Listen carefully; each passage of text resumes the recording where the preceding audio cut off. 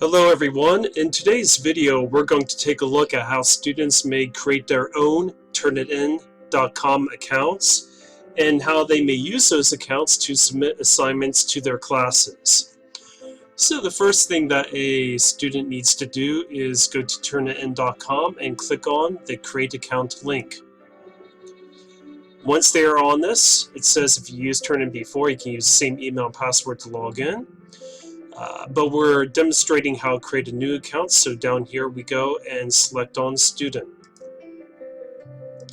The student then enters in their class ID, and the teacher could share that class ID through Google Classroom or some other form of social media, or by directly emailing the students. It's up to the teacher.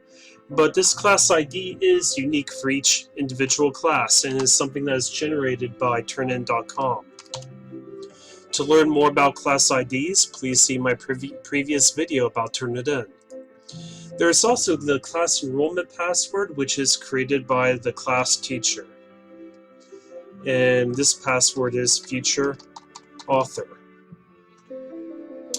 The user then enters their first name and last name. They choose the method by which their name will be displayed. They then type in their email address. And for this, I'm going to be typing in an email address I had specifically created for this video.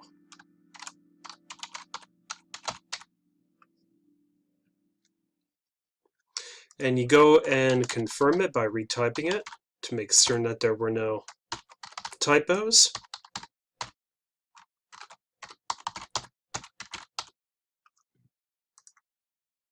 And as you can see, the two email addresses do not match. And going up here, I can see that I mistyped something. And now the two email addresses match. So that's why it's important to confirm your email address. Then you go ahead and create your password, and it can be anything that you like as long as they match. And as long as they are at least 6 to 12 characters and contain at least one letter and one number.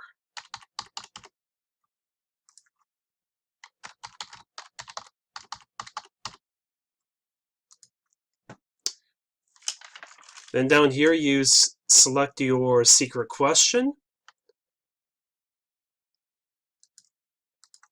and type in your answer. Down here is the user agreement, so ideally you should read all of that and agree to it. Click on I'm not a robot, and then click on I agree, create profile. And now the profile is created, and you can see that I am enrolled in this class. As you can see right here, this is the name of the class, and this is the class ID. If a student had a pre-existing Turnitin account, all they would need to do is log in under, again, their ID and password, and then they can click on Enroll in a class, type in the class ID, type in the enrollment password, and then when they went to the home screen, they would see the class name listed for them. Very simple. Now, one thing I'd like to point out is students may at any point click on citation help if they need assistance with citing a source as they create their research paper. So this can be a very good tool for them to use. There's a number of questions over here that they can click on, like how to paraphrase, and it goes ahead and gives them some ideas of how to paraphrase, because ideally most of their information will be paraphrased, and then they would give appropriate credit within the paper to the source of the information. Another cool tab is what is plagiarism? And here again, they can click on Plagiarism 101, citing sources, etc. If they click on check for plagiarism, this is actually a website that they would have to pay for, but as you can see here.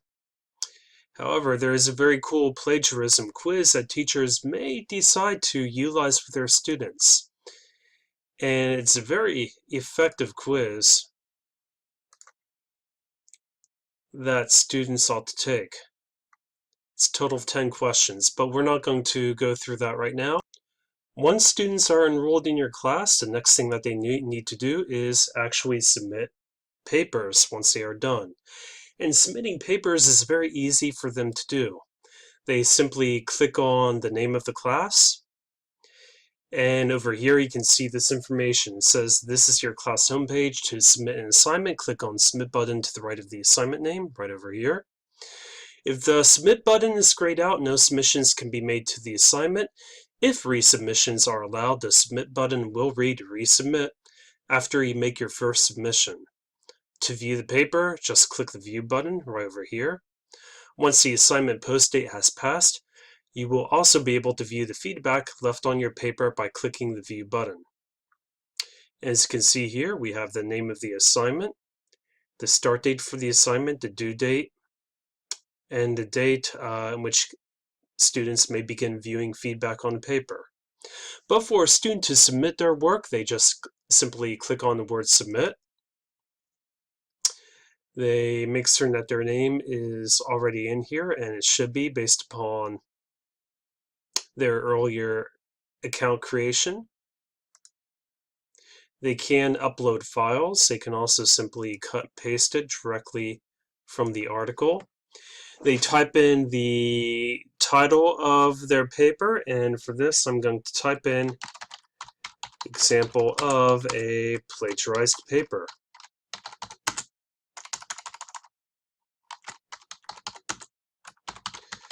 Because I want you to see later on what plagiarized paper looks like when a report is generated. And then we're going to go ahead and copy and paste the paper into this text box. I have one already here, and this is a poem by William Wordsworth, as well as some text about William Shakespeare. This is taken from Wikipedia, and this is taken from a poetry website. So I'm going to simply copy this and paste it back into the text box, and I will click upload. And now it says here the submission title, the submission ID. Your submission is still being processed. This digital receipt is a record of your submission. When your submission is fully processed, it will only contain the text that you submitted. You can later download a digital receipt for a submission from within the document viewer. Students can also access digital receipts for their submissions from their student class homepage. So at this point, the student will need to wait to get feedback regarding the degree to which their paper is plagiarized. The teacher will also get that information. As shown here, the degree to similarity is not currently available. It says here your instructor has chosen to not allow students to view originality reports for this assignment. Please contact your instructor if you would like more information. So that is something that can be changed within the actual assignment from the teacher's login. So next thing we're going to do is go back into a teacher's account and take a look at how to add students in bulk. So I'm going to log out of this, and then I'm going to log into my teacher account.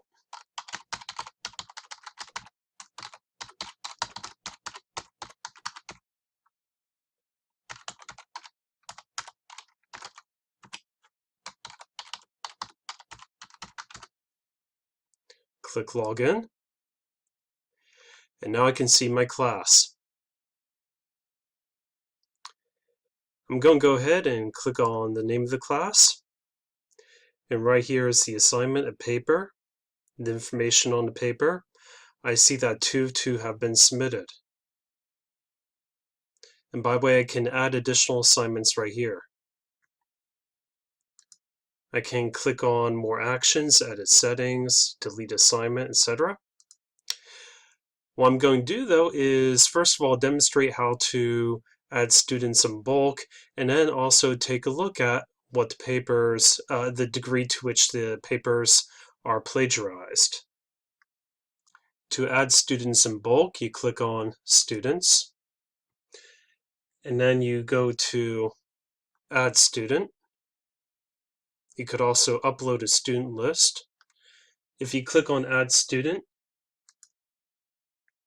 you can go ahead and enter in the information, and this will be enrolling a student one at a time.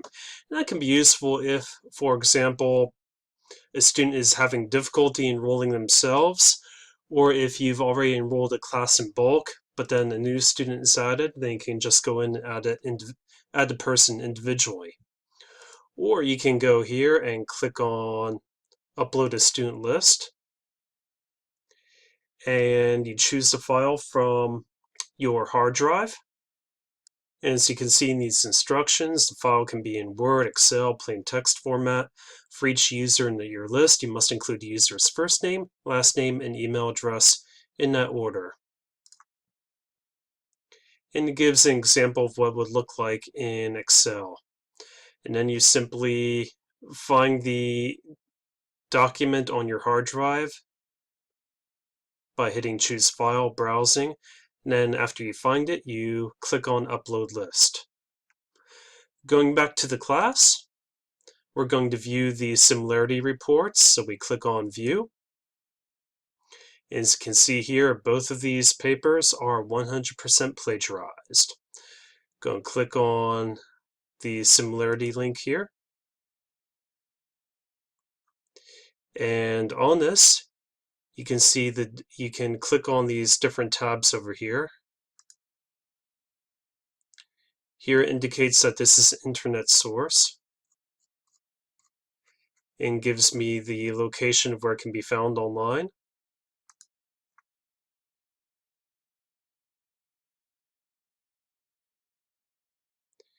And here it gives other sources where it can be found. So quite a few places. Taking a look at the other paper, we can take a look at the extent to which the rest of the paper is plagiarized, and basically everything in red indicates plagiarism.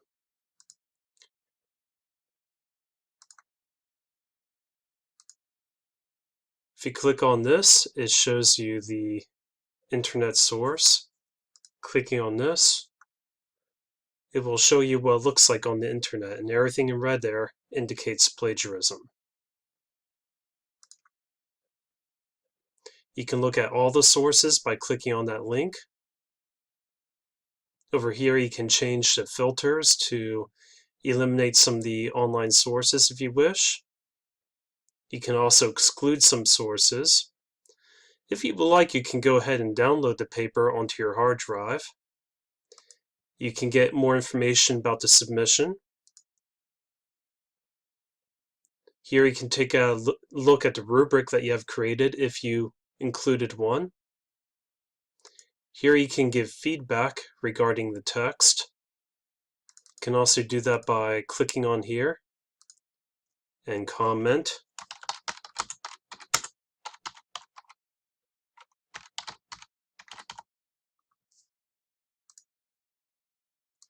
And student later on can click on that to read the comment. And you can also go up here to give the student a grade. Exiting out of this, you can click on this again, and you'll see that the grade stayed. You can also click on this for grading. So Turnitin.com is very useful for teachers and students. It enables teachers to determine the extent to which a student has plagiarized a paper. A teacher can offer comments and feedback directly on the paper, and consider giving the student an opportunity to revise the paper and submit something that is authentic. I hope you enjoyed this video. Please give it a thumbs up if you found it useful. Also, please subscribe to my YouTube channel. Thank you for watching. Have a great day.